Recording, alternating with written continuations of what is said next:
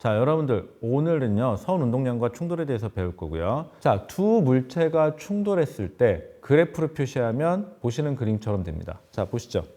자, 보시는 것처럼 X축은 시간이고요. Y축이 힘이에요. 자, 이때 두 물체가 부딪히면서 힘이 점점점 커지다가 빠져나가면서 힘이 점점점 약해지겠죠. 그럼 보시는 것 그래프의 커브가 그려지게 돼요. 이 커브의 면적에 해당하는 만큼이 바로 뭐가 된다? 두 물체가 부딪힌 충격량이라는 개념이 됩니다. 그래서 결국 이 면적은요, 힘과 시간과의 곱으로 표시되죠. 자, 여러분들이 고교 과정에 배웠던 바로 충격량입니다.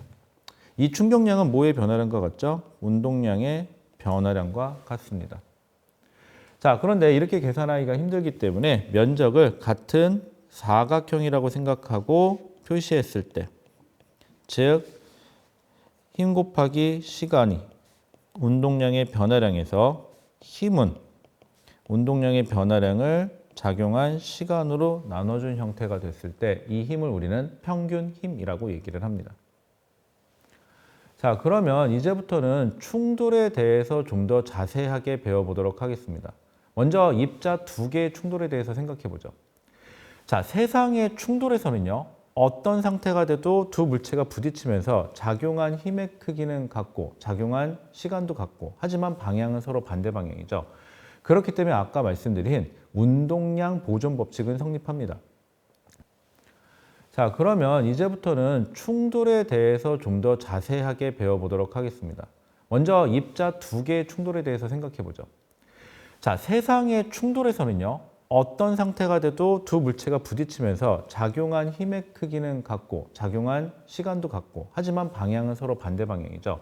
그렇기 때문에 아까 말씀드린 운동량 보존 법칙은 성립합니다.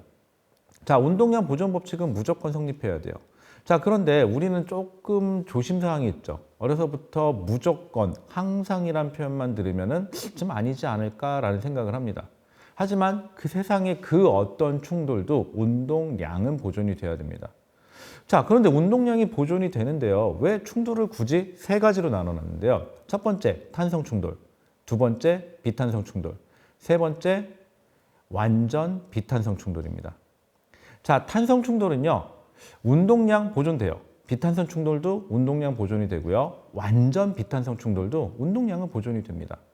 다만 탄성 충돌에 한해서만 운동 에너지도 보존이 되는 거예요.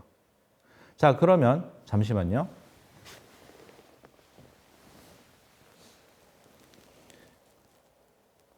자, 여러분 탄동진자입니다. 영화 같은 데서도 많이 보이는 장면이죠. 자, 제가 왼쪽 걸 들어서 놓으면 충돌하죠. 자, 그런데 이 물체 같은 경우는요, 보세요. 시간이 지날수록 진동이 점점점 잦아들죠. 그리고 언젠가는 멈추겠죠. 엄밀하게 말하면 이 물체의 충돌은 탄성 충돌이 아니에요. 왜냐고요? 충돌했을 때 아까 뭐가 들렸죠? 충돌하는 소리가 들렸죠. 소리 에너지로 에너지가 전환이 됐기 때문에 에너지가 보존되지 않은 케이스예요. 엄밀하게 말하면 이 충돌은 비탄성 충돌이에요. 그런데 1회 충돌에 한해서는 가정을 한번 해봐서 탄성 충돌처럼 보자라고 한다면 탄성 충돌일 수도 있겠죠. 그럼 비탄성 충돌은 에너지가 보존이 안 되는 충돌인 것까지는 이해를 했죠. 그럼 완전 비탄성 충돌은 뭐냐? 제가요, 두 개의 지점토를 준비했어요. 자, 두 개의 물체가 충돌을 해요.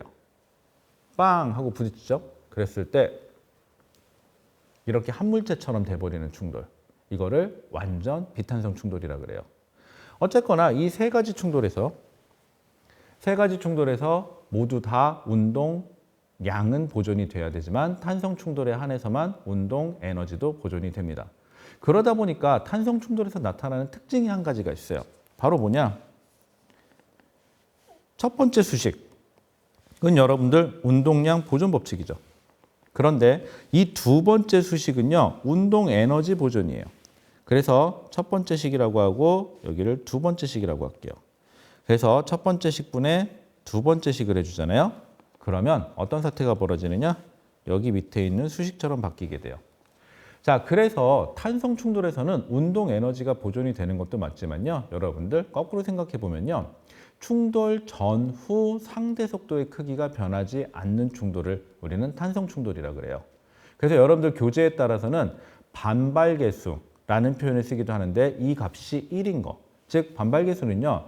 충돌 전 상대 속도분의 충돌 후 상대 속도의 크기예요. 이게 1인 경우를 우리는 뭐라고 한다? 탄성 충돌이라고 합니다.